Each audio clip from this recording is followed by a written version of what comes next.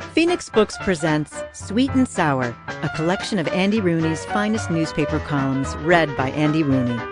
This performance is copyright 2014 Phoenix Books. It has been digitally remastered from the original 1992 Dove audio sound recording. It's inevitable that from time to time a writer thinks objectively about writing.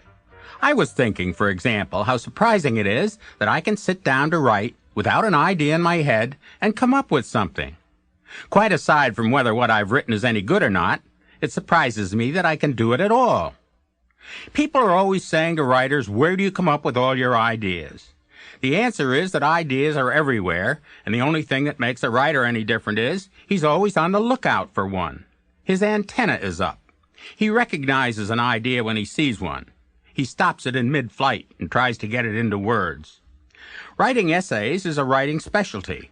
There's almost nothing that an essayist who knows his business can't write about. In the course of a day, 10,000 thoughts flow through our heads. If a writer can call up and assemble, in a more or less orderly fashion, a collection of thoughts or observations on the most ordinary subject, that's an essay. Readers take pleasure from recognizing a thought of their own in someone else's words, too. Makes them feel together with the rest of the world. An essayist doesn't tell people things they don't know, the way a reporter does. At best, the essayist shines a light on some of the things in the recesses of the reader's mind that the reader may not have realized were there. Putting words down on paper and having them printed is dangerous, because once printed, words have a kind of immortality that the spoken word does not. The spoken word, no matter how wise, goes up in smoke and is lost forever. There's no writer who ever lived who hasn't had the presumptuous notion that his words will have some good effect on the world, or, short of the whole world, on a few people who read what he writes. I've had that notion, and because of it, if I was forced to choose between never having said a word on television and never having written a word that was printed, there's no question which I'd choose. I'd choose never to have appeared on television. A writer is relatively oblivious to numbers. I'd just as soon be read by 100 people as watched by 1,000,000 on television.